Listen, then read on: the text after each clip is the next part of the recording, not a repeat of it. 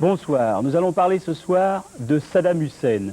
Depuis 13 jours, bien sûr, tout le monde connaît ce nom.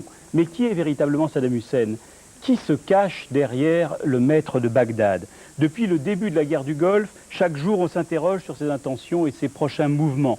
Après l'utilisation politico-militaire des Scuds sur Israël, l'exhibition honteuse des prisonniers alliés, l'arme de la marée noire, voici que Saddam Hussein profère la menace d'utilisation d'armes non conventionnelles.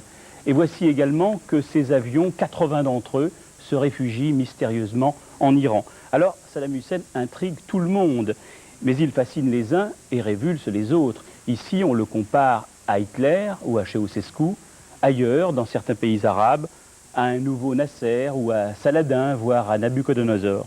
Alors quelle est sa véritable personnalité? Son objectif est-il un nouveau Raïs comme Nasser en son temps, un nouveau chef du monde panarabe, ou bien simplement un dictateur mégalomane? Nous allons ce soir tenter de le cerner un peu mieux avec nos invités, Michel. Avec nous, Jean-François Degnaud, ancien secrétaire d'État aux Affaires étrangères, et Béchir Boumaza, ancien ministre du gouvernement algérien. Tous les deux, vous avez rencontré à quelques reprises, très souvent, M. Boumaza, depuis 1979, mais vous avez rencontré Saddam Hussein. Un psychanalyste, Gérard Pommier. Enfin, à notre droite, M. Hamadi Essid, vous êtes ancien ambassadeur de la Ligue arabe à Paris. Jean Lacouture, auteur de biographies célèbres, dont celle du général de Gaulle. Et enfin, Michel Vozelle, qui a été le dernier Français, et je crois même, M. Vozelle, le dernier occidental, à voir Saddam Hussein quelques heures, quelques jours avant le déclenchement du conflit. Se joindront également à nous, depuis Boston, Laurie Milroy, qui est l'auteur, avec Judith Miller, d'un livre, d'une biographie sur Saddam Hussein. Milroy est professeur à Harvard et spécialiste du monde arabe. Et puis également, depuis Londres, François Hesbourg, qui est directeur de l'Institut des hautes études stratégiques de Londres. Alors Madame Milroy et vous, messieurs qui êtes là avec nous, nous allons essayer de répondre à toute une série de questions. D'abord, la véritable personnalité de Saddam Hussein, ensuite son ascension et sa carrière politique, depuis l'humble fils de paysan jusqu'au président de l'Irak, 79, enfin son système de gouvernement et de répression. Puis nous essaierons de mesurer l'attraction qu'il exerce sur le monde arabe. Nous nous poserons la question de ses compétences réelles de chef des armées, de sa responsabilité sur l'éclosion du conflit. Enfin, nous réserve-t-il quelques bottes secrètes? Enfin, nous nous poserons la question, y a-t-il encore un avenir pour l'Irak et pour lui-même, Saddam Hussein? Alors, première question, la personnalité. Michel Vozelle, vous êtes, je ne sais si c'est une chance, vous êtes le dernier responsable occidental à avoir rencontré pendant plusieurs heures Saddam Hussein. C'était avant la guerre, il y a quelques semaines maintenant. Vous ne le connaissiez pas auparavant. Vous avez rencontré, quand vous étiez avec le président Mitterrand en porte-parole, beaucoup d'hommes d'État, beaucoup de premiers ministres ou de chefs d'État. Est-ce qu'il vous est apparu comme un homme d'État responsable ou comme un dictateur irresponsable? Je crois qu'en 4h30 de conversation, il n'est pas possible de définir le profil exact d'une personnalité aussi complexe que celle de Saddam Hussein. Et je serais bien ridicule de le faire. Mais j'ai été surpris par tout d'abord la qualité d'écoute et d'attention portée à son interlocuteur, aussi modeste soit-il, capacité que m'a paru avoir Saddam Hussein au plus haut point. Ensuite, une capacité de pédagogie, prenant le temps, en effet, et d'excellents arguments pour expliquer l'attitude de son pays et sa politique. Ensuite, cette pédagogie et ce sens pédagogique mis au service d'une vision géostratégique remarquable, situant en effet le rôle de Bagdad dans un ensemble qui comprend à ses yeux l'Europe, la Méditerranée et le Moyen-Orient, avec des références historiques à l'époque des califes ou à d'autres époques fort glorieuses en effet de la Mésopotamie. Et enfin, une tranquille détermination dans la façon d'ailleurs dont il appréciait à l'avance les effets qu'aurait la guerre pour son pays. J'ai entendu dire ici ou là, de la bouche même peut-être du président américain, qu'il ne croyait pas réellement que les démocraties lui feraient la guerre. Je ne le crois pas du tout, puisqu'il m'a indiqué lui-même qu'il sentait bien que la guerre allait avoir lieu, et il m'a décrit lui-même le nombre et les horreurs que représenterait pour les femmes, les enfants d'Irak, cette guerre qui serait un grand malheur pour son peuple. Alors, chef d'État responsable, Jean-François Degnaud?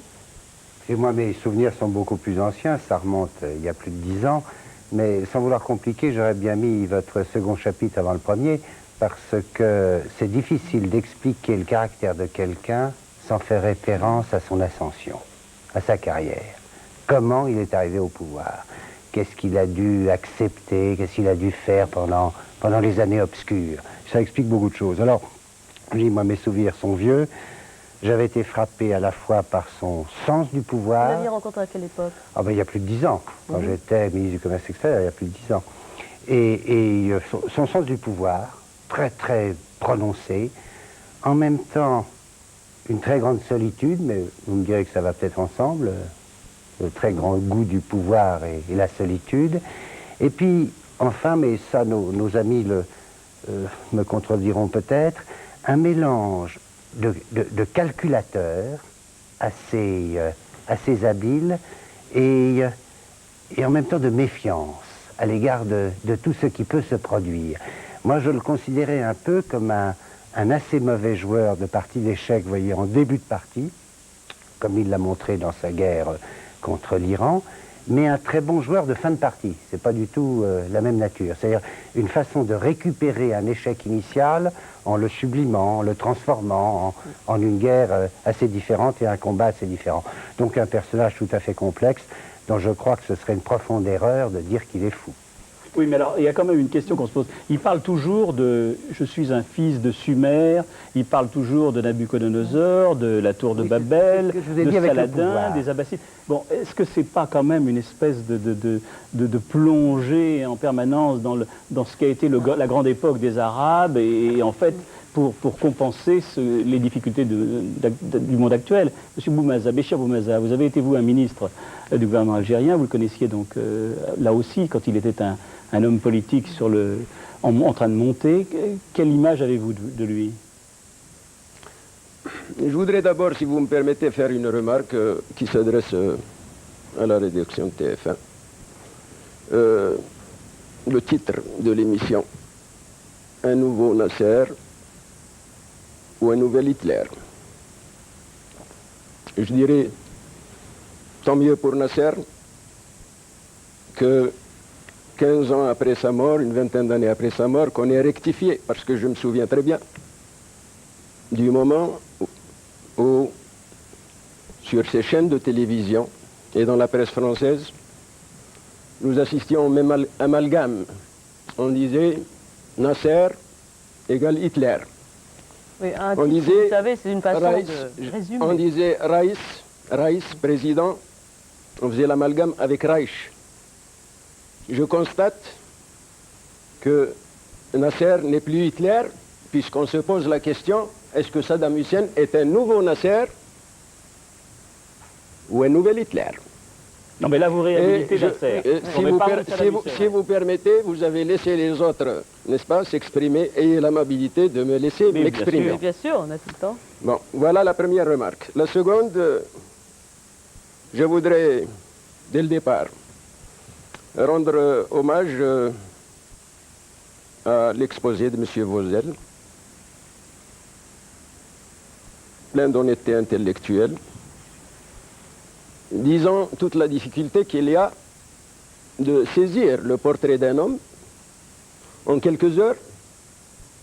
Je suis toujours ébahi de voir ici en Europe des experts en orientalisme, des experts sur le monde arabe, des experts sur certaines personnes qu'ils n'ont rencontrées ou des pays qu'ils n'ont visités que quelques heures. Et je suis content. Et dans l'ensemble de cet exposé, je dirais oui. Je dirais, moi qui l'ai connu depuis 1973, ce qui me frappe, n'est-ce pas?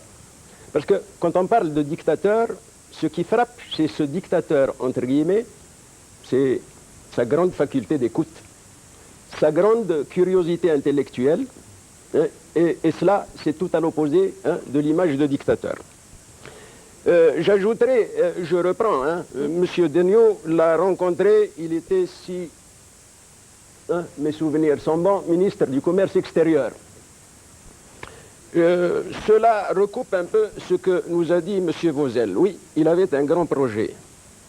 Il avait un grand projet et j'ai suivi, n'est-ce pas, l'arrivée de Saddam Hussein au pouvoir, son ascension et son ouverture sur l'Europe. Son ouverture sur l'Europe. Effectivement, il avait un grand projet, n'est-ce pas, une rencontre entre le monde arabe et l'Europe. C'était une manière de réécrire l'histoire, d'écrire une nouvelle page de l'histoire. L'Europe coloniale, de nouveau alliée à un ensemble arabe, hein, et dégageant, n'est-ce pas, une... Alors, je terminerai par une petite remarque, une information que j'ai eue ce matin, tout à fait, ça semble tout à fait anodin. J'apprends que le président Bush, lorsqu'il voyage en compagnie de 3 hélicoptères, manière de dire que sa sécurité est en danger. Et je voudrais bien préciser au départ que cette manière de poser les problèmes en centrant, n'est-ce pas, hein, la question sur un homme, alors que c'est une manière d'occulter les vrais problèmes qui sont d'ordre politique. Nasser, comme Saddam Hussein, sont le produit d'une situation. C'est peut-être cette situation, n'est-ce pas, qui a créé ces hommes qu'il faudrait peut-être analyser. Voilà. Et ça, c'est un vaste débat. Le rôle de l'homme par rapport à l'histoire. Hein, il y a ceux qui pensent qu'effectivement c'est l'homme qui est la dimension essentielle, et puis d'autres qui pensent que c'est les forces derrière. Bon, on ne va pas ouvrir ce débat-là. On essaye de cerner, nous, ce soir, c'est clair, la personnalité de Saddam Hussein, parce qu'il représente pour le monde, il y a ceux qui, à l'heure actuelle, pensent que c'est un grand danger, il y a ceux qui pensent que c'est un grand espoir. Nous, on essaye objectivement, c'est pour ça que vous êtes venus d'Alger pour nous rejoindre, on essaye de cerner ce qu'est l'homme. Alors justement, Jean Lacouture, vous qui êtes un biographe attitré du général de Gaulle et de bien d'autres, est-ce que si vous aviez à faire la biographie de Saddam Hussein, qu'est-ce que vous retiendriez essentiellement? J'ai aussi écrit, et je crois que c'est là, je suis ici pour cela, une biographie de Gamal Abdel Nasser. Oui, bien sûr, absolument. Et c'est essentiellement en comparaison avec Gamal Abdel Nasser que j'essaierai de comprendre et d'exposer Saddam Hussein. Et comme le disait M. Bachir Boumaza, il est évident que les situations sont fondamentalement différentes. D'abord, les civilisations sont essentiellement différentes entre cet arabisme méridional du Caire et de l'Égypte et du Nil, qui est fondamentalement différente de l'arabisme septentrional, que j'appellerais nocturne d'une certaine façon, qui est celui de Bagdad, l'arabisme, je dirais presque jovial de l'Égypte, et l'arabisme tragique de Bagdad, qui me paraissent des données extrêmement différentes. La géographie, le moment historique aussi est très différent. Les années où j'ai vécu en Égypte, j'ai passé 4 ans en Égypte et rencontré à diverses reprises le président Nasser à divers moments que je n'ai jamais confondu avec Hitler. Rassurez-vous, M. Boumaza, je suis de ceux en tout cas qui n'ont jamais fait cet amalgame-là. Peut-être le saviez-vous. Non, j'ai vécu une époque qui était l'époque de la grande espérance, n'est-ce pas, l'époque de la grande espérance pour les Arabes, de l'émancipation, et c'était sur les thèmes de l'émancipation que jouaient à ce moment-là l'arabisme et le nasserisme. Aujourd'hui, on ne peut pas dire que le thème à propos du Koweït soit précisément celui de l'émancipation des Arabes. C'est celui de la conquête d'un pays arabe contre un autre pays arabe. Donc je crois que j'essaierai d'établir un parallèle entre Nasser et Saddam Hussein qui serait jusqu'ici, pour ce que nous savons, très défavorable à Saddam Hussein. Il y avait chez Nasser quelque chose qui était une identification charnelle avec son peuple, qui s'exprimait de façon quelquefois plus ou moins extravagante, mais tout de même avec une chaleur humaine prodigieuse. Ce qui me frappe chaque jour, à chaque moment de cette crise, c'est à quel point il y a une froideur ou une froidure dans ce rapport entre Saddam Hussein et son peuple. On ne sent jamais passer le moindre courant, alors que ce qui était au temps du nasserisme très émouvant, avec tous les défauts que pouvait avoir Nasser, c'était l'identification entre un peuple et un homme. Alors si vous voulez, puisque c'était difficile effectivement de parler d'un homme sans parler de son histoire et de l'histoire de la conquête du pouvoir, tout de suite nous allons regarder un petit film réalisé à partir d'archives par Françoise Laborde sur la conquête du pouvoir par Saddam Hussein avant le mois de juillet 79, et depuis c'est au mois de juillet 79 où il a pris le pouvoir et est devenu président de la République de l'Irak. Tout de suite nous regardons ensemble ce film.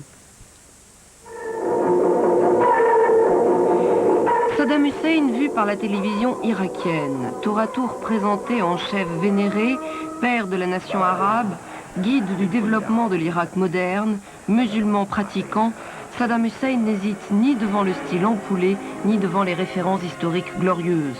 Il se fait appeler Hussein al-Takriti, du nom de son village, où naquit il y a 10 siècles Saladin, le premier maître arabe incontesté de l'Égypte à la Mésopotamie, qui infligea une terrible défaite aux croisés.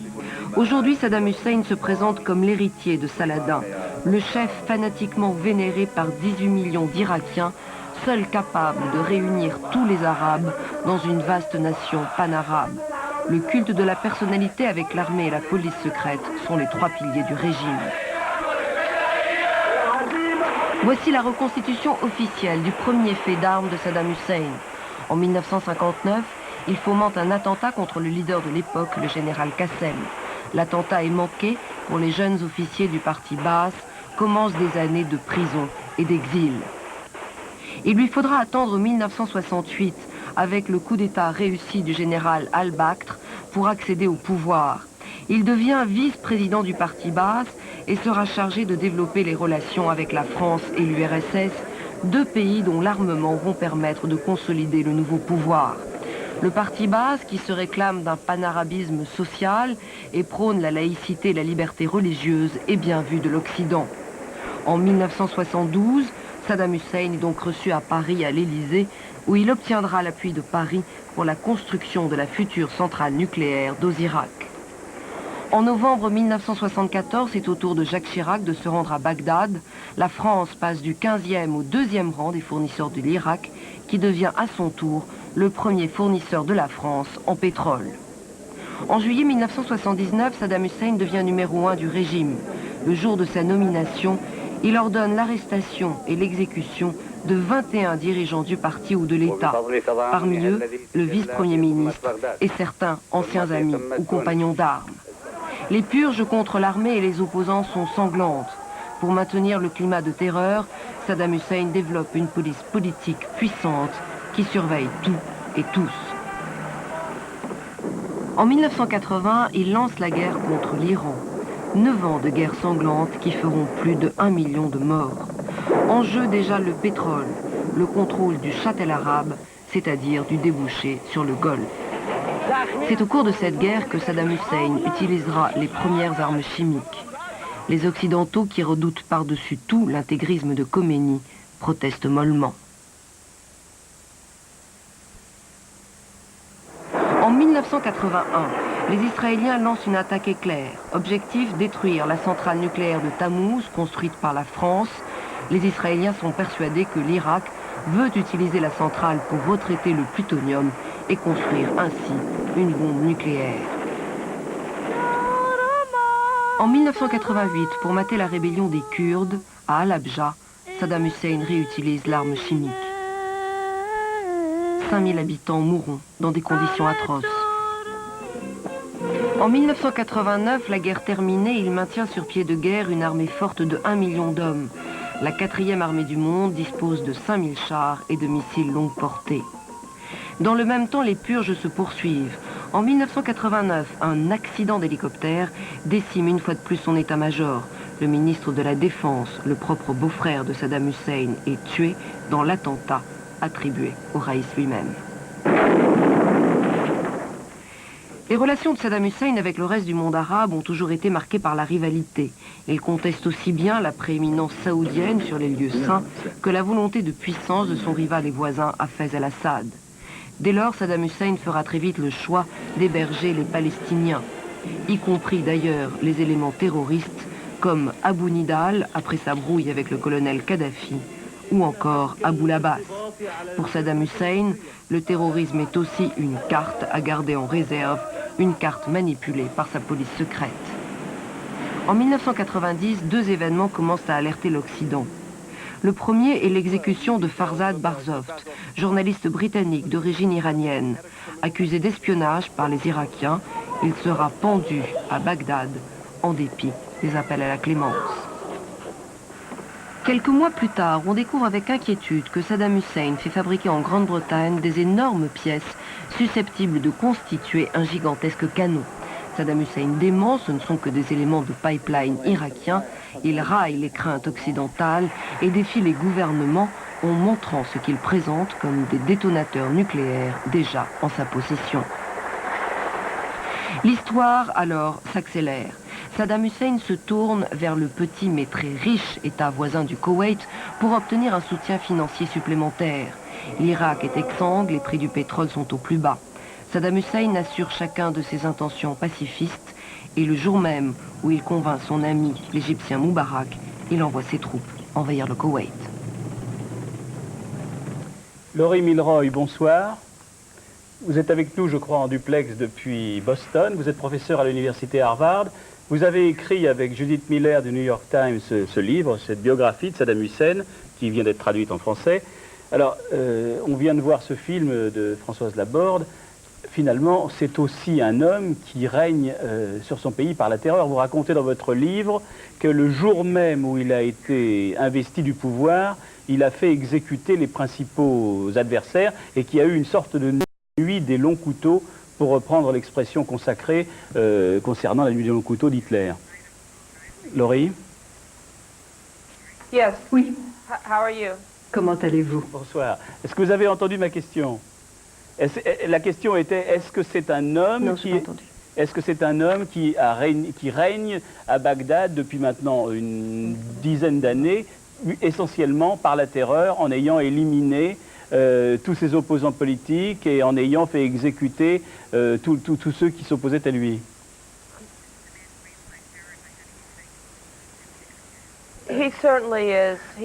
Sans aucun doute. C'est un homme qui ne fait confiance à personne. Il n'a même pas confiance dans son beau-frère, comme vous le disiez dans le film. Oui, vous pouvez continuer. Bon, Monsieur Hamadi Essid, peut-être... Le pouvoir, il l'a parce qu'il contrôle totalement la sécurité en Irak.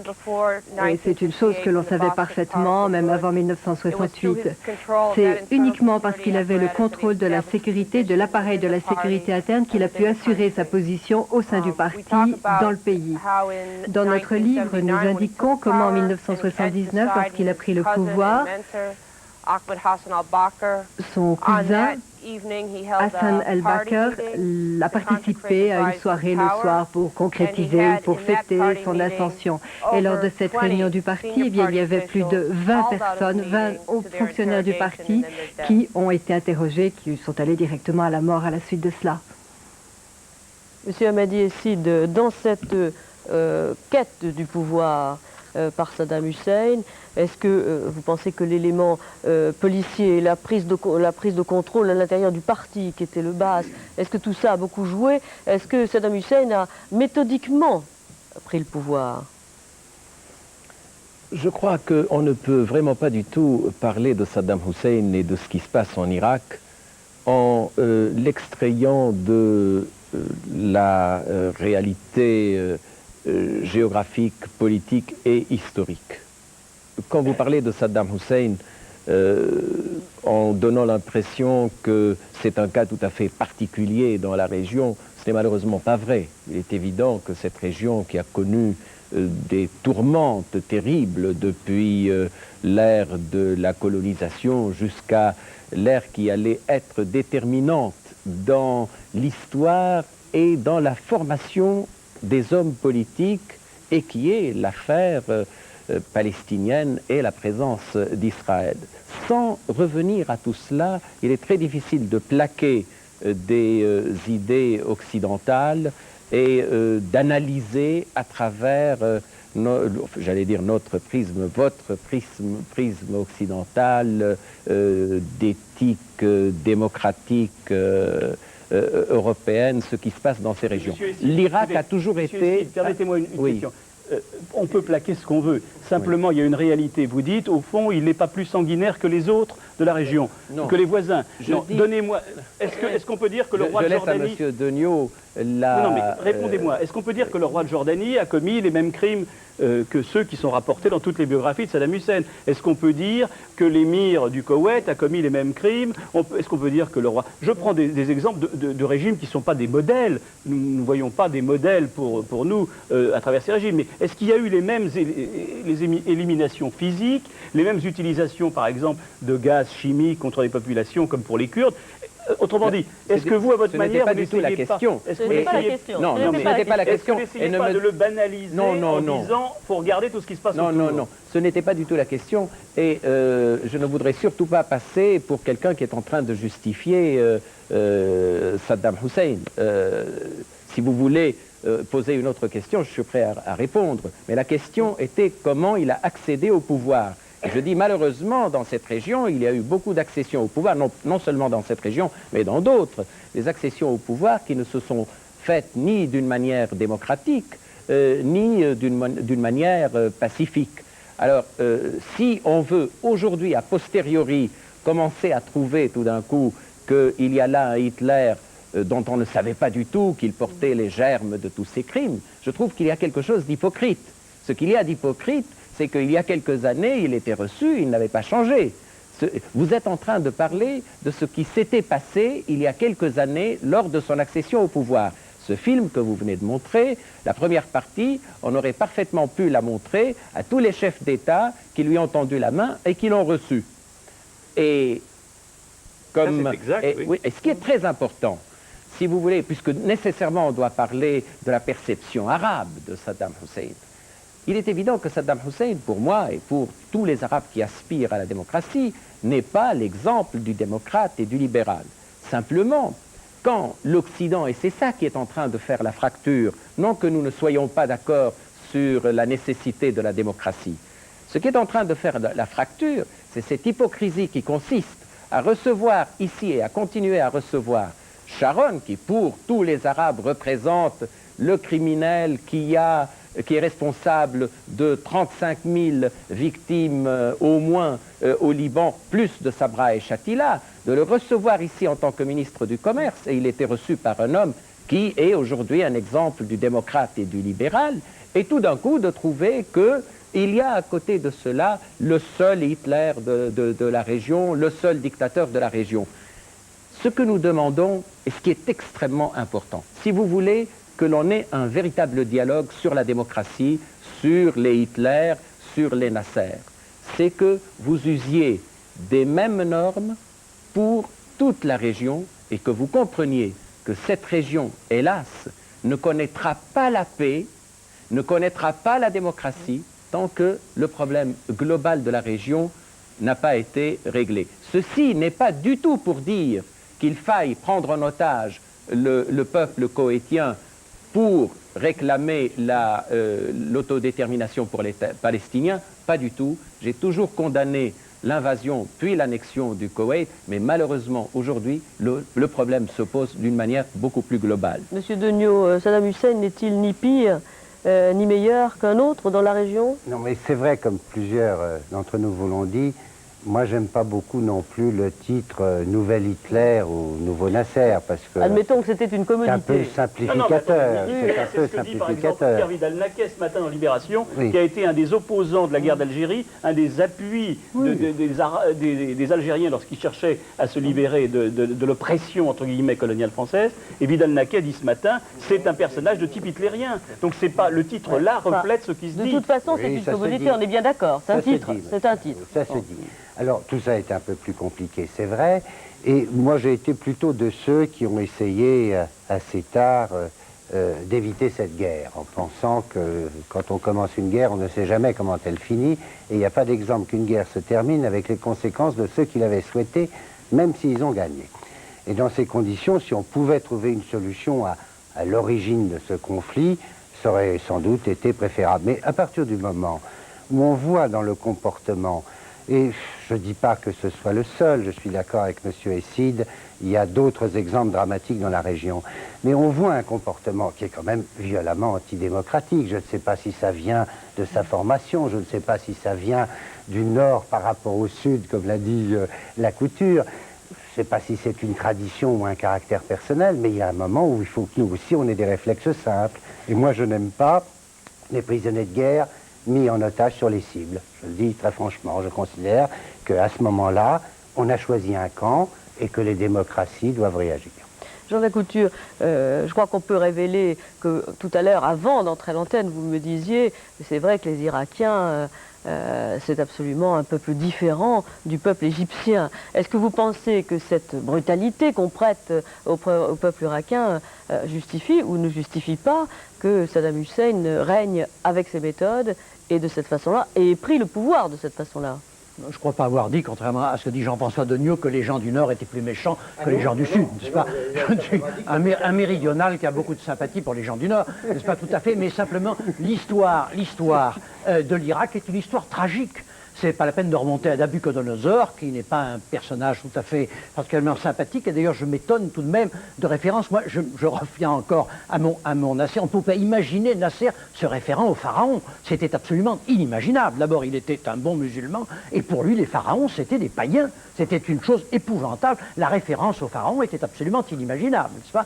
La référence à Nabuchodonosor de la part de Saddam Hussein est déconcertante. Mais enfin, prenons là. Ce qui est plus intéressant, c'est l'histoire, mettons, contemporaine de l'Irak, qui n'est une histoire constamment sanglante, dans laquelle Saddam Hussein s'inscrit, mais après beaucoup d'autres. Et il faut se rappeler comment la monarchie a été renversée, alors qu'en Égypte, on a mis le roi Farouk sur son yacht pour partir vers l'Europe. En Irak, le roi a été massacré, lacéré en morceaux, le régent a été lacéré, massacré en morceaux, Nouri Pacha Saïd, le Premier ministre, a été... Tous ces gens ont été réduits en pièces, en poussière, n'est-ce pas? Ça a été tragique.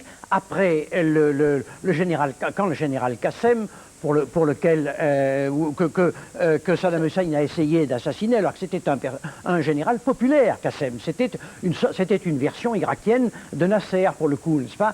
Eh bien, Qassem a été aussi assassiné de façon tout à fait tragique, et quand certains, référence à l'imam caché, ou au souvenir de celui qui revient toujours dans une certaine civilisation, certains ont dit, mais Qassem n'est pas vraiment mort. Alors du coup, pendant 3 jours de suite, on a organisé à la télévision irakienne la cérémonie où on voyait le cadavre de Qassem, le speaker, ou je ne sais pas qui, montrait les trous de balles dans la poitrine de Qassem, on lui revenait la tête, on la faisait tomber comme ça, et un soldat, pour améliorer la représentation, venait lui cracher au visage. Donc ça, c'est des choses qu'on peut difficilement imaginer dans beaucoup d'autres pays arabes où j'ai vécu, où j'ai été heureux. Là, ce sont des choses très particulières.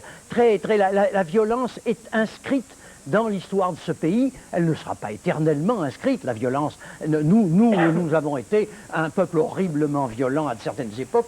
Je crois qu'on peut imaginer que des évolutions sont possibles. Mais enfin, Saddam Hussein s'inscrit dans une tradition tragique. Michel Vauzel, qu'est-ce que vous répondez à M. Esside quand, au fond, il lance une pierre dans le jardin des divers gouvernements français qui ont, au fond, quand même, il faut le dire, jeté un voile pudique sur tout ce qui se commettait en Irak, au nom d'un certain nombre d'intérêts d'État ou d'économie.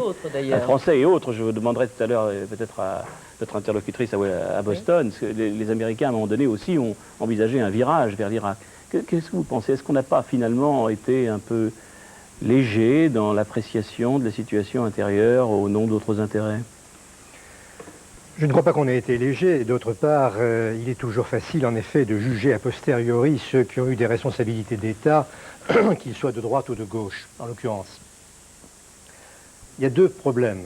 Il y a le problème des ventes d'armes, qui est un problème majeur pour notre éthique de Français et d'Occidentaux, et d'hommes, tout simplement, et de femmes de cette planète. Je crois qu'il faudra un jour songer à organiser une organisation des pays producteurs d'armes, et qui essaye en effet d'instaurer, si c'est possible dans ce domaine de la défense, une sorte de règle, une sorte d'éthique qui évite les règles du simple commerce. C'est un point, mais c'est un autre débat. Le deuxième point, c'est que la France a toujours été et reste et doit rester soucieuse de l'équilibre entre les puissances dans une région, équilibre qui est véritablement la meilleure garantie de la paix. Il a fallu à un moment, et le président Mitterrand l'avait parfaitement expliqué, que l'on apporte un soutien à l'Irak, car il fallait sauvegarder le monde arabe avec cette frontière millénaire qui le sépare du monde persan. Et je crois que la France a bien fait. Mais il est vrai aussi que cela a amené un certain nombre de risques que nous avons pris à l'époque, et aujourd'hui nous en mesurons les conséquences. Mais encore une fois, tout doit être fondé sur le respect des équilibres, et puis il y a le problème de ce commerce des armes qu'il faut, à mon avis, aborder aujourd'hui parce que nous sommes arrivés à la guerre et que nous en portons une part de responsabilité, tous. Alors, pour revenir à la personnalité de Saddam Hussein, à sa conquête du pouvoir, à sa façon de l'exercer, Gérard Pommier, vous êtes psychanalyste et vous vous êtes penché, je vous ai vu vous pencher sur le dossier Saddam Hussein. Est-ce que vu par un psychanalyste, il y a un dossier, il y a un problème, Saddam Hussein? Oui, un dossier c'est peut-être beaucoup dire parce que pour qu'il y ait un dossier, il faudrait que Saddam Hussein m'ait demandé une analyse, ce qui n'est absolument pas le cas, évidemment. Si c'était le cas... Peut-être qu'il n'y aurait pas eu la guerre, on ne sait pas. Je serais couvert par le secret professionnel et donc je ne pourrais rien dire non plus. Je peux simplement faire une remarque à propos d'un certain nombre de points qui m'ont frappé dans la presse. C'est la façon dont un certain nombre de journalistes considèrent Saddam Hussein comme un paranoïaque ou comme un fou dangereux qui serait dans une situation telle qu'il serait à même de faire n'importe quoi à n'importe quel moment. Alors Saddam Hussein est-il un paranoïaque comme certains journalistes l'ont suggéré? Je crois que pour aller jusqu'à avancer une telle thèse, il faudrait pouvoir dire qu'il a un système délirant qui appuie sa conduite. Or, tout montre que c'est au contraire un homme d'une extrême souplesse, souplesse sur le fond, puisqu'il est capable de changer d'un jour à l'autre ses positions par rapport, par exemple, à ce qui avait été son enjeu avec l'Iran, par rapport, par exemple, à sa laïcité par rapport à l'islam. Du jour au lendemain, il se met en position de chef potentiel d'une guerre sainte, par rapport aussi à Israël, puisque, selon certains journalistes, il a eu des contacts, par exemple avec un sénateur américain, où il se montrait d'une relative souplesse future pour l'éventualité d'une reconnaissance d'Israël. Hein. Donc toute cette souplesse laisse penser que le terme de paranoïaque ne convient absolument pas. Il est au contraire capable plutôt de mentir, je dirais, avec beaucoup sur le fond de ce qui serait son idéologie, de mentir, ce qui serait plutôt un signe de bonne santé mentale pour un homme politique d'un certain point de vue. Ce qu'il distingue en quelque sorte de Hitler, qui lui ne mentait pas sur le fond de son idéologie. Donc cette comparaison me semble un petit peu forcée. Si vous le voulez, un des derniers aussi à l'avoir rencontré, c'était au mois de juillet, puis plus tard, au mois d'août 1990, c'était Patrick Poivre d'Arvor, qui, vous vous rappelez, est allé interviewer Saddam Hussein. Alors, nous avons demandé à Patrick Poivre d'Arvor quelle était la personnalité, son sentiment sur la personnalité de Saddam Hussein. Alors que ma première impression en juillet, lors de l'interview qu'on avait faite avec Catherine Gentil, avait été l'impression d'un chef de bande, je dirais plutôt rusé, avec des petits éclairs de cruauté, mais pas de vision très très planétaire des choses. Un mois plus tard, j'ai retrouvé quelqu'un qui semblait comme porté par le mouvement qu'il avait lui-même créé, un peu habité par son rêve et d'une certaine façon par le soutien qu'il avait derrière lui. Donc quelqu'un de très mesuré, de très calme, terriblement calme, prenant beaucoup de temps, et d'ailleurs chacun de ses interlocuteurs vous le confirmeront, et beaucoup de temps pour répondre aux choses, très habile dans la dialectique et notamment très au courant de ce qui peut se passer dans le cerveau d'un occidental. Donc faisant tout pour essayer d'introduire le doute, et notamment chez les Français, car l'attitude des Français est de très loin ce qui l'a le plus étonné depuis le début de cette crise. Est-ce que vous avez eu le sentiment qu'il mesurait bien le rapport des forces qui pouvaient le lier aux États-Unis, par exemple? Donne toujours l'impression de penser qu'il va gagner, de penser qu'il est très fort. Je ne sais pas si c'est une impression qu'il donne, parce que c'est vrai que dans la stratégie politique, c'est toujours très très important de donner cette impression-là. Toujours est-il qu'à aucun moment, il n'a donné l'impression d'avoir une faiblesse, de dire mais si je négocie, peut-être que ceci, peut-être que cela. Il m'a toujours donné l'impression d'aller jusqu'au bout de ses idées, et je crois qu'il ira jusqu'au bout. Laurie Milroy, Laurie, est-ce que les Américains ont compris la personnalité de Saddam Hussein? Parce que quand on voit ce que l'ambassadrice américaine a eu comme conversation avec lui quelques semaines avant la crise, on n'a pas vraiment l'impression que les Américains avaient parfaitement compris ce qu'il avait l'intention de faire. Est-ce qu'il y a eu dès le début une sorte d'incompréhension entre lui et les Américains? Non, vous avez raison, en fait. C'est vrai, l'ambassadeur, enfin l'ambassadrice américaine n'a pas compris ce qu'il allait faire. Mais il faut reconnaître que les Égyptiens non plus, l'Arabie Saoudite non plus, l'Union soviétique. Personne ne pensait que Saddam Hussein utiliserait la force contre le Koweït. En fait, je crois qu'il s'agit d'un personnage tout à fait énigmatique. Je pense qu'il s'agit de quelqu'un qui change un peu. Personne, en fait, ne peut déterminer quelle est sa véritable personnalité. Il est très difficile de savoir qui est véritablement Saddam Hussein. Ce qui l'intéresse véritablement, il a soutenu un grand nombre de causes dans sa vie. Il y a eu le parti Baas, mais maintenant il a pris l'idéologie communiste, son ancien ennemi. Alors, est-ce qu'il est pour le Baas? Est-ce qu'il est un fondamentaliste islamiste? Je crois qu'en fin de compte, il est très difficile de dire ce qu'il est vraiment. Je crois qu'il faut bien comprendre donc qu'il s'agit d'un personnage énigmatique. Sans aucun doute, c'est quelqu'un d'intelligent, c'est quelqu'un de rusé. Mais par ailleurs, c'est quelqu'un qui s'est appris tout seul, c'est quelqu'un qui est extrêmement isolé. Alors, il pense avoir une perception des choses, mais peut-être se trompe-t-il. C'est par ailleurs un homme cruel, c'est un homme sans pitié, c'est un homme qui n'éprouve aucune empathie pour les autres êtres humains. C'est par ailleurs un homme qui a un extraordinaire contrôle sur lui-même. Lorsque le secrétaire général des Nations Unies l'a rencontré à la veille de la guerre, eh bien, c'est quelqu'un qui, en toute sérénité, avec le plus grand calme, a pu envisager ce qui risquait de survenir. Et je crois que c'est ce qui a le plus surpris, le plus choqué Pérez de Cuéllar. Monsieur Reyessid, je vous ai vu hocher la tête à certaines reprises. Si j'ai bien compris ce que vous disiez tout à l'heure, vous pensez que si la violence était quelque chose de fondamental en Irak, et même chez Saddam Hussein, cette violence s'expliquait par l'état de la région, et notamment par la persistance du problème d'Israël dans la région, et que c'était ça le nœud de la violence. À mon avis, en dehors de ce qu'a dit Jean Lacouture, et qui est tout à fait vrai, mais j'irai beaucoup plus loin que ce qu'a dit Jean Lacouture dans l'histoire. L'histoire de l'Irak est une histoire tragique et de violence. Et il est évident qu'il faudrait que l'on s'en sorte. Simplement, le monde arabe est une accumulation de frustrations. Ces frustrations sont exprimées de manière différente, que ce soit dans des pays méridionaux comme le Maghreb ou l'Égypte, et de manière beaucoup plus violente, aussi bien au Liban, comme on l'a vu, qu'en Irak. Ces frustrations viennent d'une situation qui, justement, est tellement injuste que chaque fois qu'on essaye d'analyser le monde arabe, et en particulier ces pauvres Américains qui n'ont rien compris au monde arabe, et toutes les analyses qu'on vient d'entendre nous expliquent à quel point la perception du monde arabe par l'Amérique reste superficielle. On ne peut pas parler de l'Irak aujourd'hui, et on ne peut pas comprendre l'Irak sans faire le parallèle avec Israël. Effectivement, Saddam Hussein était pour la reconnaissance d'Israël.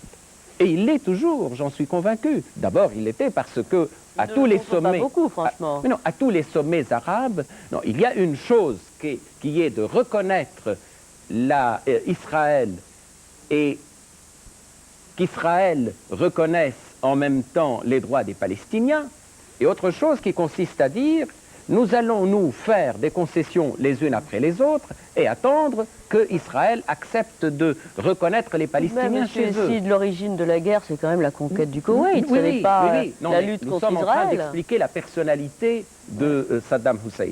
Aujourd'hui, par exemple, tout le monde est en train de nous dire que les capacités nucléaires de Saddam Hussein ont été détruites. Hier, j'entendais Barnaby, qui est le responsable de l'Organisation internationale de contrôle des usines nucléaires, qui disait: c'est une insulte à notre organisation parce que tous les 6 mois nous allons à Bagdad et tous les 6 mois nous faisons un rapport pour dire qu'il n'y a pas d'utilisation militaire de ces centrales nucléaires. Or, en face de l'Irak, il y a Israël qui n'a jamais voulu co-signer l'accord international qui permet le contrôle des moyens nucléaires qui existent véritablement en Israël. Alors, il y a d'un côté ces Arabes qui, depuis quelques années, répètent: nous sommes prêts à reconnaître Israël si Israël reconnaît des droits au peuple palestinien. Et de l'autre côté, il y a l'Occident qui ne veut pas du tout se mettre à l'écoute des peuples arabes et comprendre toutes ces frustrations qui ont abouti à des hommes comme Saddam Hussein et qui ont abouti surtout à ce qu'aujourd'hui, lui qui n'est pas Nasser, qui n'avait pas du tout le charisme de Nasser, devienne l'homme à qui s'identifient les masses arabes. Alors, on va marquer une pause publicité et ensuite, M. Boumaza, je voudrais quand même vous parler sérieusement donc d'Israël et de la découverte tout à coup de la cause palestinienne le 12 août alors que le Koweït a été envahi le 2 août. Une pause.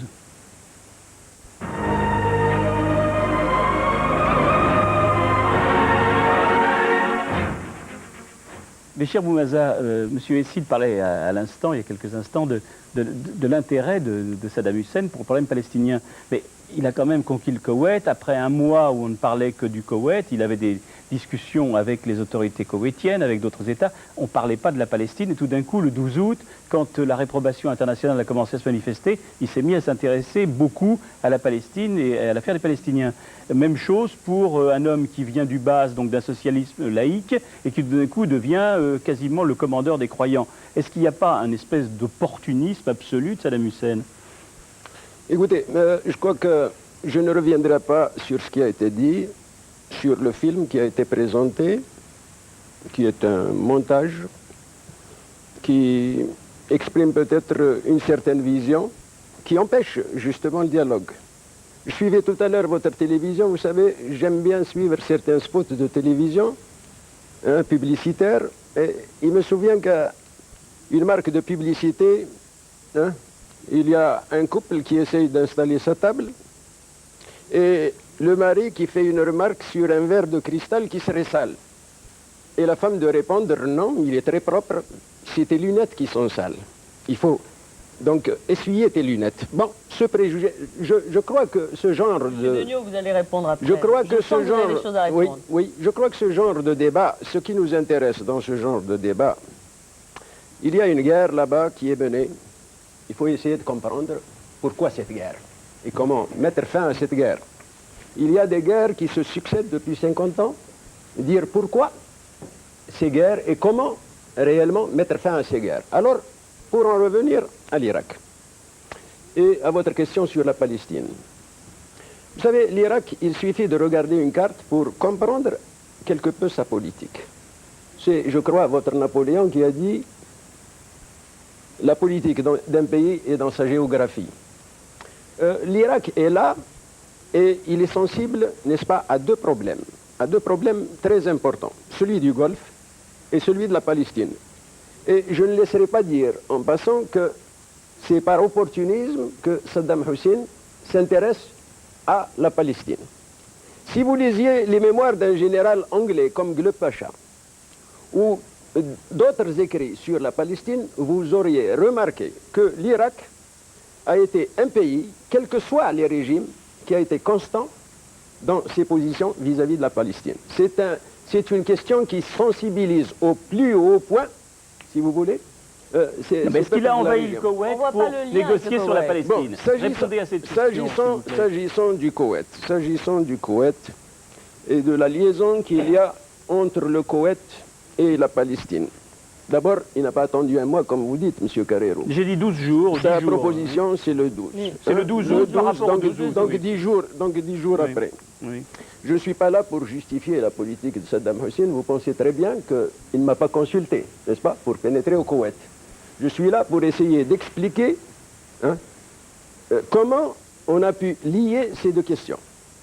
Je crois qu'il faut être irakien pour savoir que la sensibilisation au dépeçage de la région, à la création de Koweït et autres, c'est quelque chose qui est resté encore, qu'il y ait un droit international, qu'il y ait un règlement, des règles de la Ligue arabe, qu'il y ait une reconnaissance. Il ne reste pas moins qu'il y a là une frustration.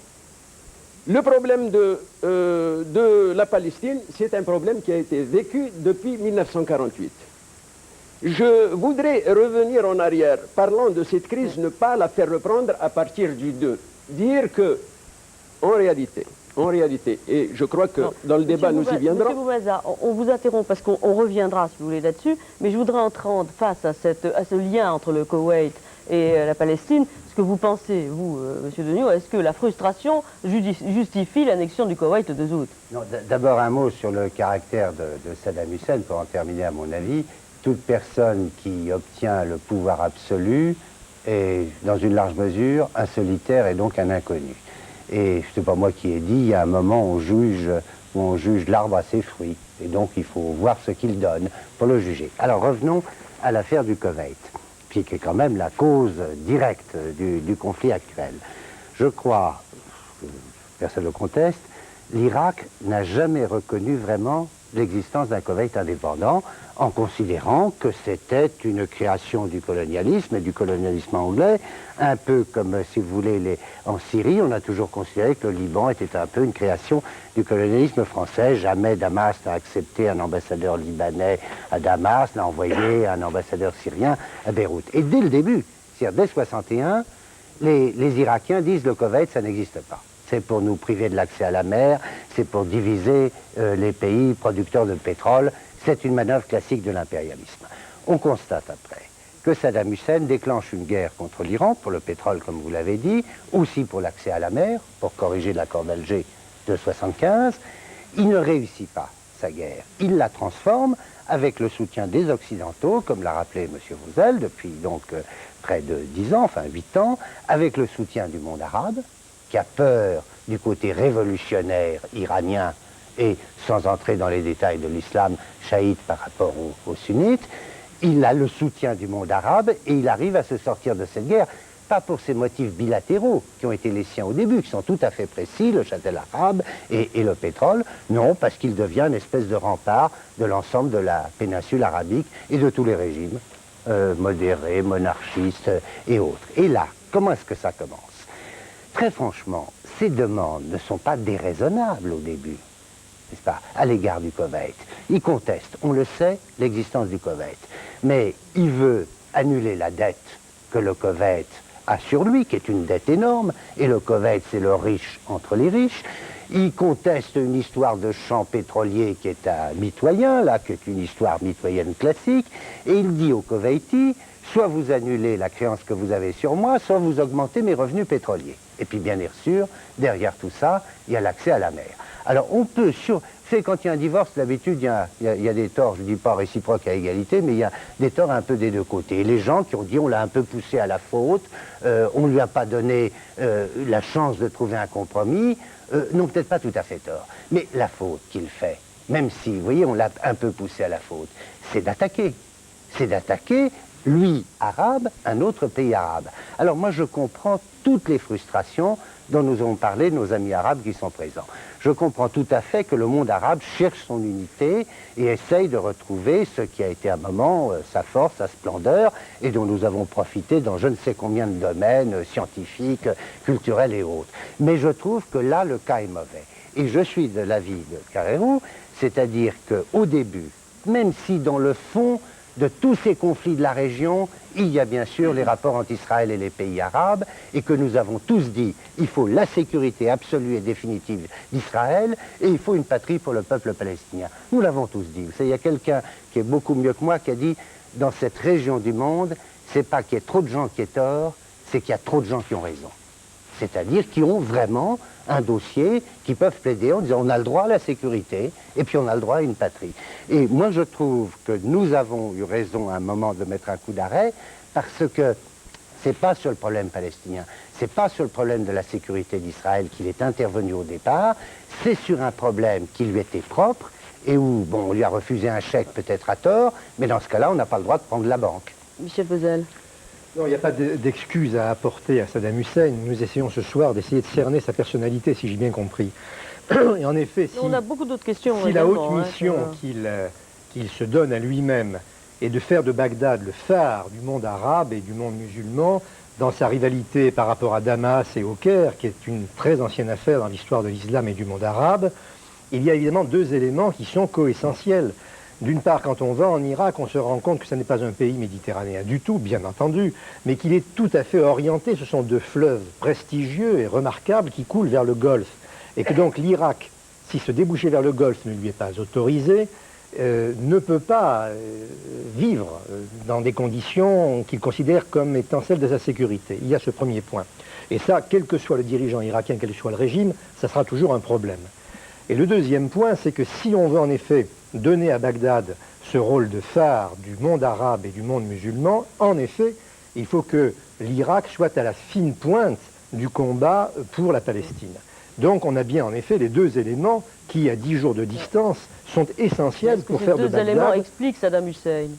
Eh bien, je crois qu'en tout cas, Saddam Hussein, lui, a bien compris que ces deux éléments étaient absolument essentiels s'il voulait refaire de Bagdad ce qu'elle a été à l'époque des califes. Alors, nous restons sur la personnalité de Saddam Hussein. Je voudrais que vous regardiez un petit montage d'éléments sur la popularité, la recherche de popularité de Saddam Hussein, qu'a réalisé Pierre Abramovici avec des archives de la télévision belge. Alors, vous allez encore, M. Boumaza, dire que nous avons des lunettes dans lesquelles il y a des petits grains, des petites pailles. Effectivement, c'est un film qui ne manquera pas de susciter des réactions de notre part.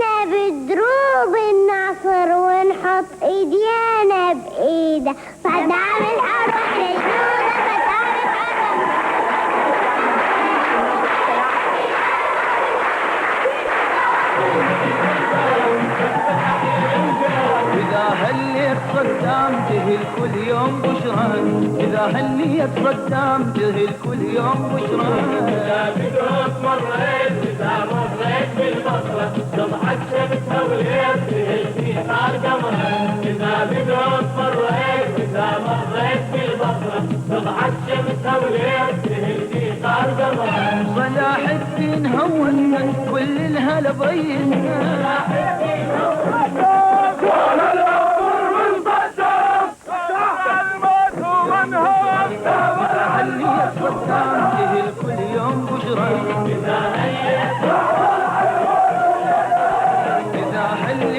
Oh, notre leader, à Saladin, tu nous fais penser.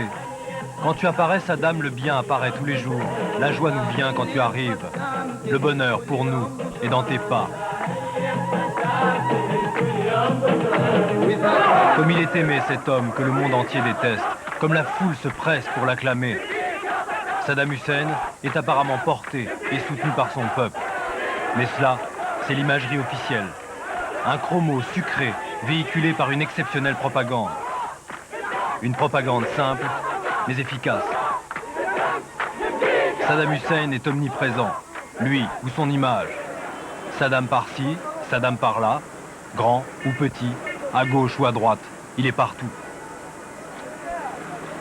Quand il n'apparaît pas lui-même, à la télévision, son sosie, aujourd'hui connu dans le monde entier, le cite à tout instant. On admire son portrait chaque jour dans le journal, et il n'y a pas une semaine sans que l'on ne dévoile quelque image du grand leader, là ou ailleurs.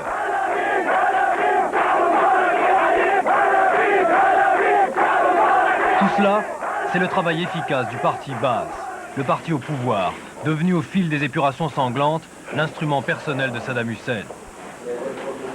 Cela dit, malgré l'encadrement strict par les militants du Baas, il n'est pas faux que le pays ait dans l'ensemble une certaine affection pour son dictateur. Au fond, Saddam a donné une certaine fierté à l'Irak. Par exemple, pendant la guerre avec l'Iran, il était alors obligatoire de visiter le monument dédié aux victoires arabes, sous la surveillance discrète bien sûr des militants du parti. C'était la preuve, peinte avec habileté par des artistes coréens, de la suprématie arabe sur les Perses. Les enfants des écoles étaient les principaux bénéficiaires du spectacle. Et voilà le résultat. ذلك الحارس اللي وهب الله القوة لكي يدافع عن حدود الوطن العربي من كل غاصب مستعمر تسوي له نفسه التحرش بحدود وطننا العربي الغالي.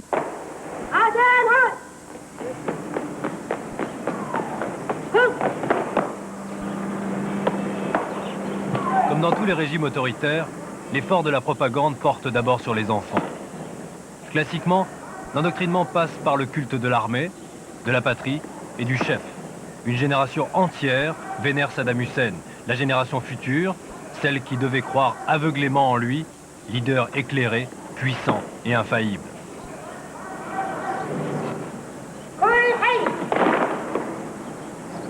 En fait, on ne sait pas si le dictateur croit vraiment à cette image créée de toutes pièces. Mais en tout cas, il fait bien les choses pour s'assurer, aux yeux de son peuple, gloire et postérité.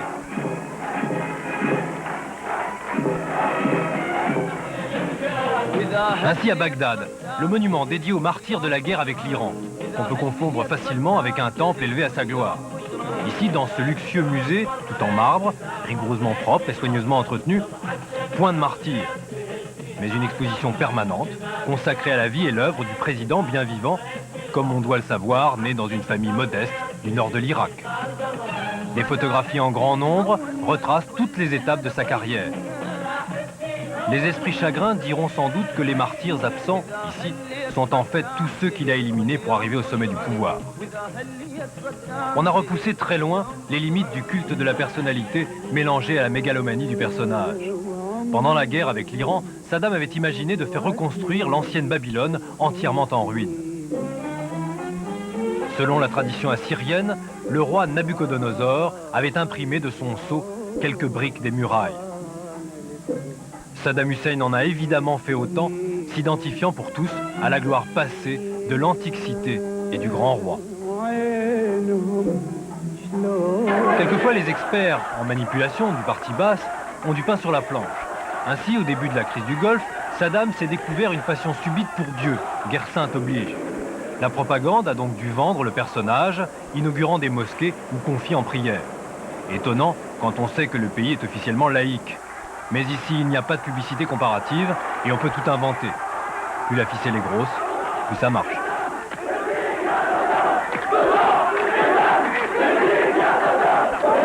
Soigneusement préparés, rigoureusement encadrés dès l'enfance, les Irakiens sont-ils prêts à mourir pour leur chef bien-aimé? Nul ne le sait. Mais le dictateur et son parti, qui ont tant investi sur une si grande campagne de publicité, y comptent bien. Et au fond, il ne déplairait pas à cet homme que ses soldats aillent mourir, le sourire aux lèvres, en prononçant une dernière fois son nom, associé à celui d'Allah. Oui, quand on voit ce document préparé par Pierre Abramovici, scène de la vie quotidienne dans la dictature irakienne de Saddam Hussein, Jean Lacouture, on a du mal à savoir si c'est au fond Ceausescu qui est la bonne comparaison. Il y a les grands travaux, les enfants, enfin, tout ce qu'on a vu il y a un an au moment de la chute de Ceausescu, ou peut-être Staline au moment de son âge d'or. Moi, ce qui me frappe, c'est à quel point le personnage s'investit peu activement dans la construction de sa propre gloire, n'est-ce pas? On a l'impression d'un écran sur lequel est projeté par d'autres sa gloire, n'est-ce pas? Quand on a connu la Tunisie de Bourguiba, l'Algérie de Ben Bella, l'Égypte de Nasser, le personnage se projetait comme un créateur de l'histoire à tout instant. Là, on a l'impression qu'il est là, il subit plus ou moins la projection qu'on projette sur lui, comme un écran. Et c'est pour ça que quand vous faites allusion à Staline, en effet, il y a en effet ce défilé des portraits devant le personnage qui les regarde, qui fait penser en effet au culte de la personnalité stalinien. C'est à ça que ça ressemble le plus. C'est vrai, au surplus, il faut dire que la référence à Staline me paraît être si on sort du monde arabe, la plus recevable, ne serait-ce que parce que l'histoire de Saddam Hussein ressemble beaucoup à celle de Staline, qui a été nourrie d'armes par l'Occident pour pouvoir vaincre Hitler, n'est-ce pas? Staline a réussi à vaincre Hitler et grâce à Dieu, grâce aux armes que les Américains lui ont envoyées, lesquelles armes il a ensuite retourné vers les Américains. Il y a une histoire qui est extrêmement qui se reproduit d'une façon très étrange. Mais en tout cas, là, la gestion de la gloire par Saddam Hussein me paraît beaucoup plus proche de celle de Staline que celle des grands zaïms arabes que j'ai connus dans ma vie, en tout cas. Alors, nous avons avec nous François Hesbourg, qui est directeur de l'Institut des hautes études stratégiques de Londres. Alors, c'est le moment, avec vous, Monsieur Hesbourg, de passer aux militaires et à l'action militaire. Alors, est-ce que Saddam Hussein est un chef militaire ou au contraire, est-ce que finalement il n'est pas en train de perdre son armée dans les sables en la dissimulant pour essayer de la cacher? Est-ce que c'est un stratège ou est-ce qu'il se laisse, est-ce qu'il pensait à la guerre avec l'Iran, est-ce qu'il s'est laissé coincer dans le Koweït? Et enfin, est-ce qu'il a des armes dont il pourrait sortir, un peu comme il a démontré qu'on pouvait camoufler des avions en faisant photographier par les satellites des avions en bois? Oui, je ferai pour ma part 3 observations. Tout d'abord, ce qui est très frappant, c'est que bien que Saddam Hussein ne dise pas forcément ce qu'il va faire, on l'a vu quand même en quelques occasions, il a quand même pour habitude de faire ce qu'il dit qu'il va faire. Et au fond, il en dit quand même pas mal. Il a fait dire par Tariq Aziz qu'il attaquerait Israël. Il a attaqué Israël. Il a dit qu'il mettrait le feu au Golfe. Il a essayé. Il a dit qu'il emploierait des armes non conventionnelles. Je crois qu'il est prudent de penser qu'il risque de le faire.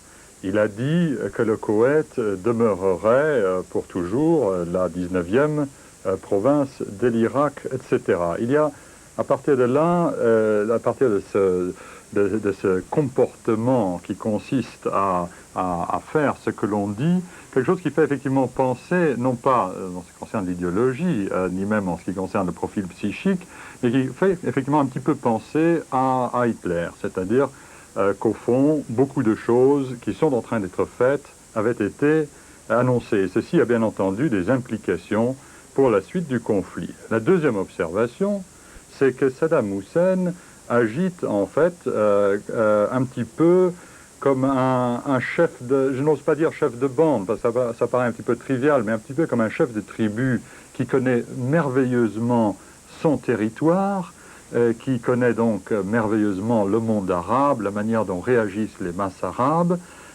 mais qui juge mal le monde extérieur. Et il en résulte des erreurs de calcul qui, en début de partie, pour rappeler l'image employée tout à l'heure du jeu d'échecs, il croit jouer aux dames et il est en train de jouer aux échecs ou vice-versa, d'où des contresens énormes comme en 1980 vis-à-vis de l'Iran ou en 1990 vis-à-vis de la communauté internationale. Et la troisième observation, c'est que, et ceci je l'ai constaté moi-même dans mes propres discussions, parfois de négociations, que j'ai pu avoir avec les Irakiens quand j'occupais d'autres fonctions au début des années 80, et notamment lors des entretiens avec M. Tariq Aziz, une extraordinaire opacité de tous ceux qui doivent allégeance à Saddam Hussein. Des régimes autoritaires, il y en a beaucoup dans le monde, mais je dois dire que même avec les soviétiques, même avec les Chinois, je ne rencontrais pas une telle opacité, je ne l'ai guère rencontrée, je crois, une telle opacité que du côté des Syriens, pour prendre un autre exemple. J'en dérive une conclusion, c'est que ce pouvoir est particulièrement absolu. Le pouvoir absolu tend à corrompre absolument, mais, j'ajouterais, lorsqu'un tel régime s'effondre, il a aussi tendance à s'effondrer absolument. Et ceci a bien entendu des implications, non pas tant pour la conduite de la guerre elle-même, mais pour l'après-guerre. François Hesbourg, vous m'entendez? Oui, tout à fait. Alors, il y a une question que tout le monde se pose ce soir, c'est la fameuse question des avions irakiens qui se sont réfugiés en Iran, une centaine, disait-on, de sources britanniques, il y a 2 heures. Est-ce que ce sont des avions qui sont gelés parce que les pilotes se sont enfuis, ou ce sont des avions qui sont pour l'instant préservés et qui peuvent se retourner un jour en avion d'attaque s'il y avait une sorte d'accord secret entre l'Iran et l'Irak? Est-ce que vous y croyez? Est-ce qu'on y croit dans votre institut à Londres? En tout état de cause, ces avions étaient bien entendu gênés et ont pu chercher refuge dans le sanctuaire iranien. Ce que l'on ignore à l'heure actuelle, c'est si ces mouvements se sont faits en ordre plus ou moins dispersé, il pourrait même s'agir carrément de désertion, ou si Saddam Hussein ou le haut commandement irakien ont pensé qu'en confrontant l'Iran avec ce problème, que la lutte pour le pouvoir qui continue à se dérouler à Téhéran entre le gouvernement en place avec M. Rafsanjani et les religieux plus radicaux que ces contradictions seraient résolues dans le sens des éléments les plus radicaux et que l'Iran ne s'en tiendrait pas à la neutralité. Mais les Iraniens, je crois, ont été assez nets. Ils ont dit qu'ils interneraient ces avions et donc ces avions sont perdus pour l'Irak, pour la guerre, à moins d'un retournement d'alliance auquel j'ai beaucoup de mal à croire. Jean-François Degnaud, ces avions qui s'en vont et qui vont mystérieusement sur un aéroport iranien, ça vous inquiète? C'est plus du 10e de la flotte de Saddam Hussein qui a déserté dans la journée. Qu'est-ce que ça veut dire, à votre avis? Depuis le début, beaucoup de commentateurs se sont un peu trompés parce que dans les premières 24 heures, il n'y a pas eu de réplique irakienne très forte. Et ça peut s'expliquer par des difficultés de communication, par un système très centralisé. Ça s'explique aussi un peu par le fait que ses principaux conseillers en matière stratégique ont été depuis pratiquement toujours les soviétiques. Et tout ce système d'enterrer, de faire le gros dos, est un système qui est assez marqué sur le plan de l'enseignement et de la réaction. Il se trouve que plus cette guerre dure, plus effectivement il peut acquérir du prestige dans un certain nombre de pays comme un espèce de champion qui est formidable parce qu'il résiste aux Américains et à une coalition tout à fait extraordinaire. Et plus il faut s'enfermer. Et moi je voudrais revenir à des choses tout à fait simples. Je ne peux pas vous dire si les avions ont déserté ou si c'est une ruse de guerre, parce qu'on le saura. Le propre des ruses de guerre, ben, c'est que justement on ne sait pas quel est le fin mot de l'histoire avant qu'elle soit terminée. Ce qui me frappe dans tout ce conflit, c'est que nous n'avons pas été assez fermes sur nos propres principes dans le passé. Nous sommes pour la démocratie, nous sommes pour la liberté, nous sommes pour le droit des peuples à disposer d'eux-mêmes. Nous savons tous qu'il y a au Proche-Orient des conflits très graves qui ne sont pas réglés. Et ces deux conflits, c'est d'abord la sécurité d'Israël qui n'est pas assurée et le peuple palestinien qui n'a pas de patrie. Nous le savons depuis des années. Et nous sommes quelques-uns à avoir essayé de dire qu'il fallait sérieusement les régler. Mais là, ce n'est pas le problème immédiat. Le problème immédiat est celui d'une dictature dont je reconnais bien volontiers qu'elle n'est pas la seule, qui pour des motifs d'abord tout à fait précis, concrets, particuliers, en quelque sorte nationaux, prend un gage sur un pays voisin. Et je crois que quel que soit le mouvement des opinions, la Ligue arabe, même s'il y a eu des divergences, a eu raison de condamner le principe de l'agression d'un pays arabe à l'égard d'un autre pays arabe pour régler un problème tout à fait particulier. Et puis il faut simplement, c'est le plus important pour moi, que nous soyons clairs sur nos buts de guerre. Bon, on est dans un conflit, j'espère qu'on le gagnera bien évidemment, puisque nos alliés, nos amis nous ont demandé d'y participer. Mais ce qui est important, c'est qu'il soit clair qu'on ne fait pas la guerre au monde arabe, que ce n'est pas la guerre des riches contre les pauvres, de l'ouest contre l'est, du nord contre le sud, car le paradoxe, c'est que Saddam Hussein, c'est le représentant d'un État laïque, et dont le monde arabe, c'était le représentant d'un pays qui avait des ressources. Bon, il les a épuisés dans une guerre terrible contre l'Iran, mais c'est plutôt du côté des pays qui avaient des possibilités, qui a fait de l'argent. Donc il ne faut pas changer les données du problème, il ne faut pas biaiser avec la réalité. Et nous, qu'est-ce que nous avons à dire, nous Français? On est contre le deux poids, deux mesures, on est pour le droit des peuples à disposer d'eux-mêmes, on est pour les principes qui sont les nôtres et que nous considérons comme universels, même si chaque civilisation apporte bien sûr son apport et son éclairage à ces principes, et puis on ne déviera pas de ça. Et c'est à ce moment-là qu'on pourra nous juger si véritablement, dans l'après-guerre, dans la paix, qui est toujours aussi difficile à gagner, nous sommes fidèles à nous-mêmes. Moi, je voudrais poser une question sur les bottes secrètes et les armes secrètes. Est-ce que vous pourriez me dire, M. Hamani-Essid, aujourd'hui, que Saddam Hussein n'emploiera pas d'armes chimiques sur les troupes en ordre de bataille? Est-ce que vous pourriez me le garantir? Je ne vois pas du tout pourquoi je vous le garantirais. Moi, je ne représente pas M. Saddam Hussein. D'ailleurs, il y a depuis tout à l'heure une sorte d'impression qui me gêne beaucoup. Nous sommes, vous le savez, sur un sujet extrêmement délicat et dans lequel il y a eu déjà plusieurs malentendus, en ce qui me concerne, de toute manière.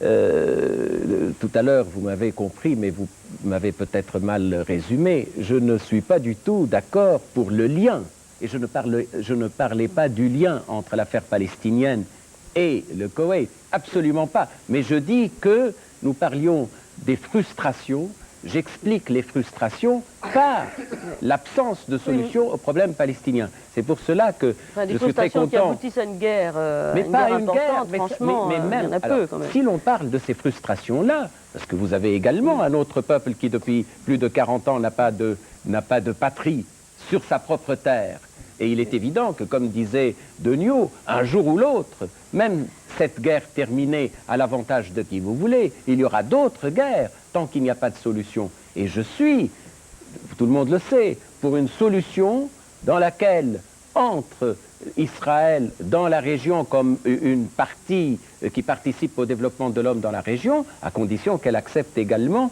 qu'il y a à côté d'elle une patrie pour les Palestiniens. C'est là-dessus, je crois qu'il y a finalement oui, mais on ne le dit mais pas assez. Et ça ne veut pas dire qu'on lit... Vous ne répondez pas sur quand même sur ce qui conditionne la fin de la guerre et l'avenir. Je vous répondrai tout simplement par l'espoir qu'il n'y ait pas d'utilisation d'armes chimiques, ni du côté de l'Irak, ni de celui d'autres pays de la région qui possèdent les armes chimiques. Vous gageriez, vous aussi, qu'il n'y a pas d'emploi d'armes chimiques dans les jours qui viennent? Est-ce que vous pouvez me le dire franchement? Non. Combien de minutes vous me donneriez pour répondre à cette question? Le moins possible, monsieur. Nous sommes à quelques minutes de la fin de cette émission. Alors, le moins possible. Je vous pose une question. Je regrette alors parce que, vous savez, il y a eu tellement de malentendus sur la manière dont ont été dirigés les débats que finalement, je dois vous dire très sincèrement que j'ai regretté d'y participer. Alors, le lien... Vous voyez, il y a deux... Vous ne répondez pas sur l'arme chimique, monsieur Boumaza. Je vais y répondre tout de suite. Le lien... Moi, je suis de ceux qui soutiennent qu'il y a un lien organique, politique, entre la question du Koweït et celle de Palestine. Oui, ça, vous l'avez déjà dit. Cela dure depuis 70 ans, la région a été déchiquetée, il y a incontestablement un lien. Quant à la question des armes, je crois que je n'ai aucune qualité pour y répondre, mais c'est une spéculation. Je regarde faire, n'est-ce pas? Je regarde faire. J'ai vu cet homme, et M. Vauzel en a parlé, j'ai vu cet homme parce que nous avons essayé, chacun de son côté, de faire en sorte qu'il n'y ait pas de guerre. Qu'il n'y ait pas de guerre. J'ai vu cet homme dire « Je n'ai aucune illusion sur la disproportion des forces. » N'est-ce pas? Je n'ai aucune illusion. Je suis en mesure de discuter de ces questions. Mais ces disproportions des forces, si on me frappe, je ferai mal. Nous sommes d'accord, mais est-ce que ça veut dire que aller jusqu'à l'arme chimique, c'est vrai qu'il l'a utilisé avec les Kurdes, ça je crois que personne ne le met en... Écoutez, avec les Kurdes, vous n'avez pas traité d'un rapport public qui a été publié aux États-Unis il y a 3 mois, n'est-ce pas, et qui donne une version tout à fait différente de celle que vous donnez. Ça, je crois qu'Amnesty International a aussi publié ces rapports. Je vois la stupéfaction qui se lit sur le visage de M. Degnaud. La stupéfaction, c'est une raison supplémentaire pour faire en sorte que nous nous mettions, n'est-ce pas, à arrêter cette guerre. Parce que sinon, eh bien, ils ne l'ont pas caché. Ils l'ont dit à plusieurs reprises, ils l'ont dit que sur la défensive, ils utiliseraient tous les moyens. Et vous les approuvez de le faire? Écoutez, vous me demandez... Oui, je vous demande si vous les approuvez, s'ils le font. Vous n'avez pas à me poser cette question, puisque dès le départ, je vous ai dit, je n'ai aucune qualité pour répondre à la place des Iraniens. Politiquement, vous savez si vous approuvez ou non l'emploi de ces armes dites non conventionnelles, qui sont des armes horribles, vous savez. Je n'approuve même pas la guerre, n'est-ce pas, chirurgicale, et je vois que cette guerre chirurgicale est une guerre très malpropre, n'est-ce pas? C'est une guerre de destruction massive du peuple irakien. Monsieur Hezbour. Mais pour l'instant, il y a 320 morts d'après le communiqué irakien. Eh bien, je suis... Le dernier communiqué irakien. C'est beaucoup d'ailleurs. Ce sont des chiffres que je... Monsieur Hezbour, sur les armes non conventionnelles, est-ce que vous avez... Et sur les pièges que Saddam Hussein éventuellement réserve, est-ce que vous pouvez être bref? Nous arrivons à la fin de l'émission. Tout à fait. Je crois que l'affaire est relativement simple. Saddam Hussein a employé des armes chimiques non seulement contre les Kurdes, mais les a employées contre les Iraniens, et je crois que cela ne fait l'objet d'aucune contestation, et je ne vois pas pourquoi il ne les emploierait pas contre d'autres. Il a d'ailleurs télégraphié le coup, et je pense qu'il va falloir s'y attendre. Je pense d'ailleurs aussi qu'on n'y est pas trop mal préparé. Parmi les armes non conventionnelles figure bien entendu aussi le terrorisme. M'étant promené à Paris il y a quelques jours, je crois que les gens en ont une conscience suffisamment aiguë et je crois qu'ils ont raison d'y songer. Autres armes qu'il pourrait tirer de sa poche? Ruse, armes? Il y a quelques possibilités qu'il puisse rassembler des matières radioactives, matières fissiles, qui sont actuellement effectivement sous le contrôle de l'agence de Vienne, mais il peut très bien soustraire ces matières à ses contrôles et tenter de disperser de telles matières en les mettant sur un missile ou dans un raid aérien.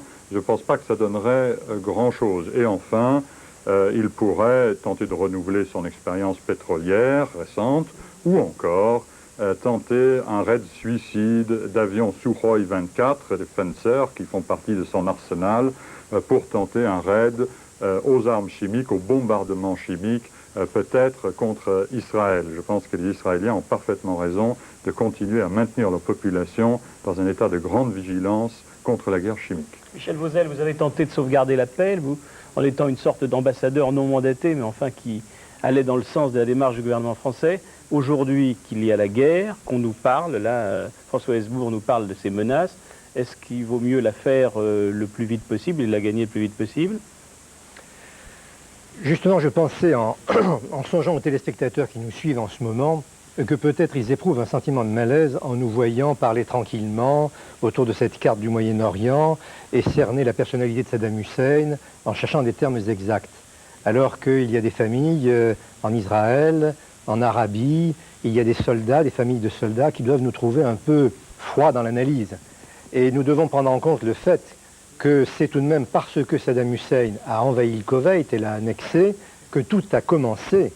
Et non seulement cela concerne les soldats français et leurs familles, la sécurité d'Israël, mais cela concerne aussi le formidable fossé qui peut se creuser maintenant entre le Maghreb et la France, entre le sud et le nord de la Méditerranée. Et je crois qu'il faut que nous parlions un peu de cela ce soir aussi, de politique, en voyant la responsabilité formidable que cet homme a pris en refusant jusqu'au dernier point les possibilités de paix qui lui étaient offertes par la communauté internationale. Je suis allé, moi, en mission de paix à Bagdad, en tant que parlementaire français, mais je n'avais pas de mandat de négociation, car on ne négocie pas sur les principes, et on ne négocie pas dès lors que la France est engagée avec la coalition internationale, en tant que membre du Conseil de sécurité des Nations Unies, dans une affaire qui ne peut pas se négocier, ne peut pas se discuter. Et aujourd'hui, il y a la guerre, et nous devons songer à ceux qui, ce soir, en Israël ou en Arabie Saoudite, eh bien, souffrent en songeant aux leurs. Jean Lacouture. Je voulais me préciser un point. Tout à l'heure, Jean-François Denieux a dit qu'il fallait donner un coup d'arrêt. Mais je pense que ce coup d'arrêt a été donné par les Arabes. C'est-à-dire que c'est très clairement le monde arabe, c'est très clairement la Ligue arabe qui a, depuis 1961, maintenu l'existence du Koweït. C'est-à-dire qu'en 1961, quand le Koweït a été reconnu comme indépendant, les Irakiens immédiatement ont protesté et ont réclamé le Koweït. Le général Qassem a réclamé le Koweït. Le monde arabe tout entier, le président Nasser étant à ce moment-là son principal leader, s'y est carrément opposé, a fait opposition très claire à toute percée supplémentaire de l'Irak sur le Golfe et à la saisie du Koweït par Bagdad. Et depuis, le monde arabe dans sa totalité a protesté contre l'annexion du Koweït. C'est le monde arabe qui a dit non. Il n'y a pas aucun leader arabe, y compris ceux qui passent pour les plus véhéments, du type Kadhafi, ou le Yémen, qui a été l'un des plus amicaux et les plus proches, mais qui, jusqu'au dernier jour, est venu demander que la paix n'ait pas lieu, est venu demander à Saddam Hussein de se retirer du Koweït. Donc c'est une cause qui est essentiellement une cause arabe. Que nous la défendions mal, brutalement, maladroitement, cela peut être discuté. Mais au départ, c'est une cause de l'équilibre, de l'autorégulation au sein du monde arabe, à l'intérieur des différents éléments du monde arabe. Donc vous pensez que c'est très important, évidemment, que la Syrie, l'Égypte restent dans ce conflit proche des positions occidentales? Oui, c'est-à-dire que c'est de cette base-là qu'il faut partir pour reconstruire ensuite, n'est-ce pas? C'est que le monde arabe, dans son immense majorité, quelles que soient les opinions publiques, dont la colère peut tout à fait être comprise, mais enfin les hommes d'État arabes ont tous demandé que le Koweït soit évacué. C'est une cause arabe qui est en train d'être traitée, et c'est sur cette base qu'il faut repartir. Monsieur Esside, vous ne dites pas non. Non, pas du tout. Au contraire, je crois que justement, nous venons d'entendre le stratège londonien nous dire que lorsqu'il dit quelque chose, il l'a fait. Saddam Hussein avait dit, entre le 2 et le 5, qu'il allait se retirer du Koweït. Et à ce moment-là, un certain nombre de pays arabes, et en particulier la Jordanie et la Tunisie, avaient pensé qu'il fallait absolument déclencher une dynamique, le prendre au mot, et déclencher une dynamique de négociation interarabe avec Saddam Hussein. Cette dynamique a été empêchée. Et d'ailleurs, j'ai été étonné de voir que hier, le président tunisien disait qu'il était toujours totalement opposé à l'annexion et à l'invasion du Koweït, mais que un pays arabe ne pouvait pas supporter de voir 185 000 tonnes de bombes tomber sur une ville aussi prestigieuse que Bagdad et sur un peuple arabe. Et ce matin, j'ai entendu ici même, à TF1, la Tunisie s'aligne sur Bagdad. Donc il y a deux choses totalement différentes. Tous les pays arabes, comme vient de le dire Jean Lacouture, ont condamné jusqu'à la dernière minute.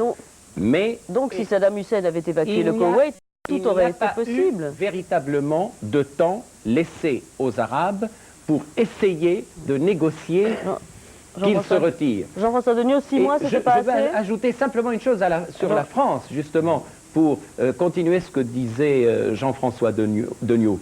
Je crois qu'il ne faut pas du tout se laisser désespérer par une sorte de fatalité de la guerre. Cette guerre, je vous le dis, ne résoudra rien. Il y aura une fracture entre le monde arabe et vous. Et je crois que la France peut jouer un rôle déterminant, et en particulier en se rapportant à ce qui a été dit par le président Mitterrand aux Nations Unies, on peut, même aujourd'hui, continuer la diplomatie et la négociation et arrêter la guerre. Vous avez le mot de la fin, nous sommes tenus de rendre l'antenne, vous avez le mot de... Nous sommes tous pour la paix, mais pas au prix de nos principes. Et je crois qu'on peut et qu'on doit jouer un rôle dans l'après-guerre et dans la recherche de la paix la plus juste possible. Ce qui d'ailleurs justifie dès à présent notre participation à la guerre. Mais ce n'est pas en allant contre nos principes, c'est-à-dire le respect des peuples, le droit à disposer d'eux-mêmes, et j'y ajoute bien sûr la démocratie, qu'on pourrait préparer la paix. Bon. Madame, nous sommes partis. Je m'excuse. Non, Monsieur Boumaza, je suis obligé d'interrompre. Nous avons posé beaucoup plus de questions que nous n'en avons résolues. Nous sommes partis de la personnalité de Saddam Hussein et nous sommes arrivés à la nécessité et aux horreurs de la guerre. Merci, messieurs, d'avoir été avec nous ce soir. Bonsoir et à bientôt.